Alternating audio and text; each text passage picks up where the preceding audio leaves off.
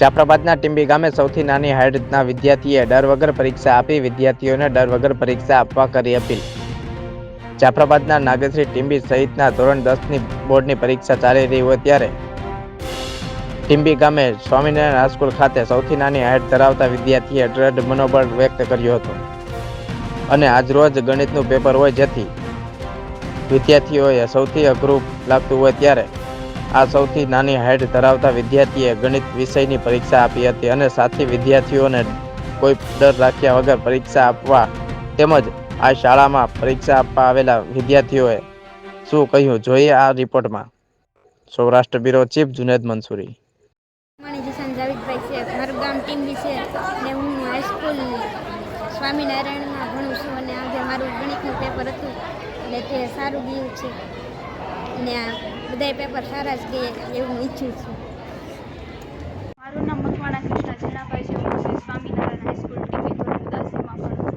આજે અમારું ગણિતનું પેપર હતું। ગણિતનું પેપર બધા એમ કહે કે અઘરું લાગે છે, પણ અઘરું નહોતું, સહેલું હતું। 50% અઘરું હતું અને 50% સહેલું હતું અને આપણે જેવી રીતના તૈયારી કરીએ એવી રીતના જ બધું આવે છે। જો આપણે મન લગાવીને તૈયારી કરી હોય તો આપણે બધું આવડી જાય ને આમ સહેલું પડે છે।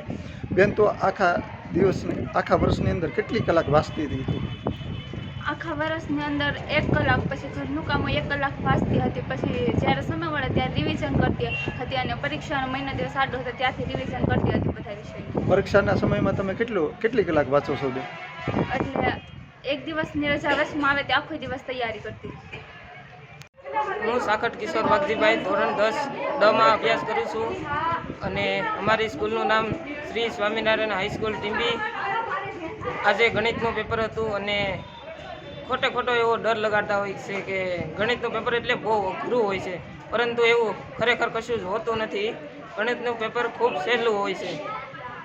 આજનું પેપર ખૂબ મીડિયમ હતું, મતલબ અઘરું પણ નહીં ને સહેલું પણ નહીં અને પેપર દેવામાં ખૂબ મજા આવી અને સમય વધતા જ મારે પેપર પૂરું થઈ ગયું હતું। તો દરરોજ કેટલી કલાક વાંચતો પહેલાં? દરરોજ 10 થી 10 કલાક વાંચતો અને પરીક્ષાના સમયમાં તો 18 કલાક જેવું થઈ જતું।